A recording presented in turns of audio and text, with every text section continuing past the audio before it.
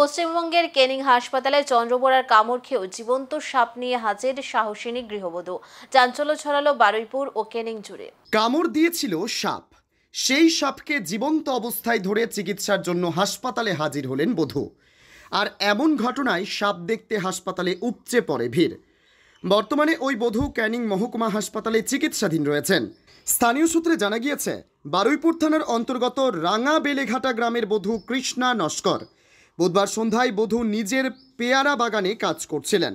সেই সময় তার ডান হাতে একটি চন্দ্রবোরা সাপ কামড় দেয়। কোনো রকমের সাপটি ধরে ফেলেন।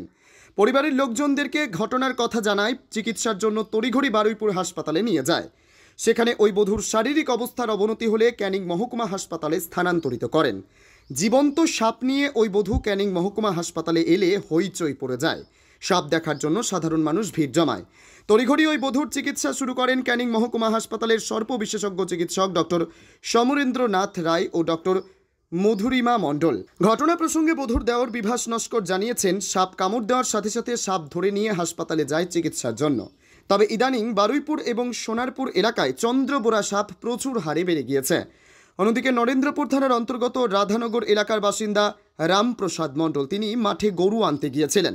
সেই সময় তার পায়ে একটি চন্দ্রবোরা সাপ কামড় দেয়। তিনি চিকিৎসার জন্য তড়িঘড়ি ক্যানিং মহকুমা হাসপাতালে হাজির হন। বর্তমানে সাপের কামড়ে আক্রান্ত দুজনেই সুস্থ রয়েছেন।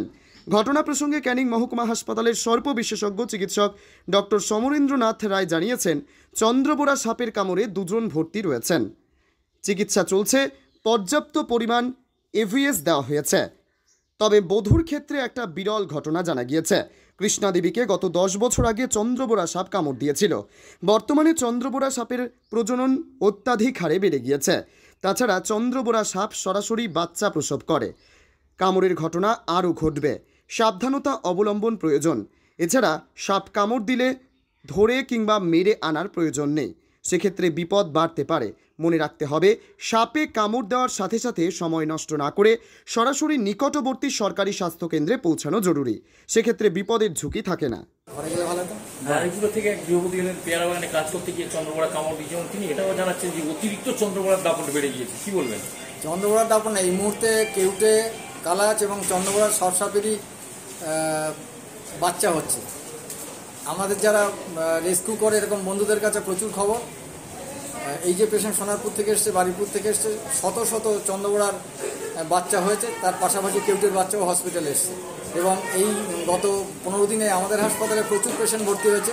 তারা সবই কিন্তু এই বেবি চন্দ্রবোরা বা বেবি কেউটের কামড় নিয়ে এসছে। বেবি কেউটে বা বেবি চন্দ্রবোরার এবং বড় চন্দ্রবোরার ক্ষেত্রে পার্থক্য আছে একটি, সেটা হচ্ছে এদের ভেনম গ্ল্যান্ডটা অনেক ছোট থাকে, যার ফলে গ্ল্যান্ডে ভেনমের পরিমাণ কম থাকবে, কিন্তু কনসেন্ট্রেশন অফ দ্য ভেনম, তার ভেতরে যে কম্পোজিশনের কোনো হেরফের বা তার পার্থক্য থাকবে না। যার ফলে সাপে কামড়ানো জনিত যেসব সমস্যা থাকার কথা, সমস্ত সমস্যা কিন্তু এক্ষেত্রে দেখা যাবে। ইভেন এমনও দেখা গেছে যে বাচ্চা চন্দ্রবোরা সাপের কামড়ের পেশেন্ট এসছে, তার কোনো সোয়েলিং নেই বা কোনো সাইন অফ এনভেনোমেশন নেই, কিন্তু 2 ঘন্টা 3 ঘন্টার পরে তার গাম ব্লিডিং স্টার্ট করেছে। এগুলো আমাদের দেখা আছে। তাই আমি যারা আমার কথা শুনছেন, যেসব চিকিৎসকরা বা যারা এই চিকিৎসার সঙ্গে যুক্ত থাকবেন, তাদেরকে খুব সজাগ হতে বলবো। যদি চন্দ্রবোরা সাপের কামড় আসে, সে বেবি চন্দ্রবোরা হোক বা যাই হোক না কেন, চিকিৎসা করার ক্ষেত্রে কিন্তু এভিএস দেওয়ার ক্ষেত্রে কিন্তু কোনো কার্পণ্য বা সময় নষ্ট করা যাবে না।